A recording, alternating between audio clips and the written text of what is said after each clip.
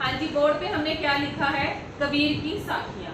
पहले तो साखियों का मतलब क्या है? जो कबीर जी ने स्वयं खुद से अनुभव किया है, उसे प्रत्यक्ष देखा है।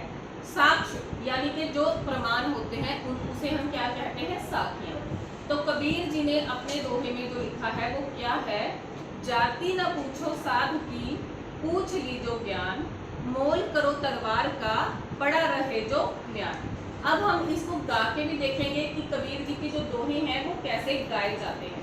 क्या किसी बच्चे को आते हैं? हाँ या ना? Yes. चलो एक लाइन मैं बोलूंगी, फिर आपने उसके पीछे मेरे बोलना है। गर्ल्स पहले बोलेंगे, ठीक है? जाति न पूछो साधु की,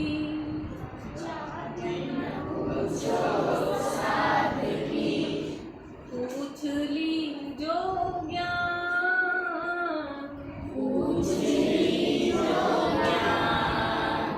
मोल करो तलवार का,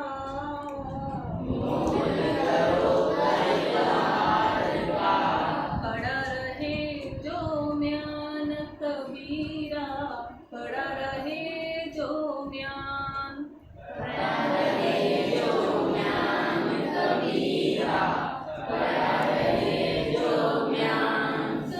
वेरी गुड। जब आप इनको ऐसे गाएंगे ना, रोज हर रोज घर में आप प्रैक्टिस करेंगे तो आप इनको गाना भी सीख जाएंगे।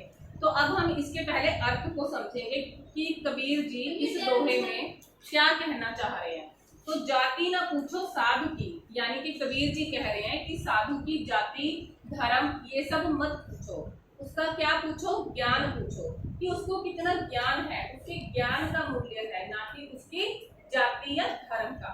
फिर वो अगली पंक्ति में उदाहरण दे रहे हैं इस बात का, क्या कि मोल करो तलवार का। तलवार यानी तलवार कि जो तलवार है उसका मूल्य है, ना कि पड़े रहे जो म्यान की जो मयान में पड़ी रहती है उस तलवार का मूल्य है, उस मयान का नहीं है। क्योंकि तलवार अगर लोहे की है तो वो ही काटने के काम आती है कुछ भी, लेकिन अगर मयान सोने चांदी या फिर लोहे की भी है तो उससे कुछ भी काटा नहीं जा सकता, क्योंकि धार किसकी है?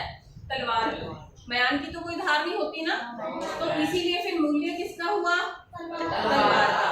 तो इसी प्रकार हम ज्ञान के मूल्य की बात करते हैं, ना कि जाति या धर्म की या ऊंच नीच की या फिर छोटे बड़े की। तो इस दोहे का मतलब सभी को समझ में आया? Yes, कि हमने जब भी किसी इंसान के मूल्यों को देखना है तो हमने क्या देखना है? उसके ज्ञान को, ना कि उसकी ऊंच नीच जाति पाति अमीरी गरीबी को, ना ही कोई धर्म को। समझ में आया सबको? Yes. Is that clear? Yes.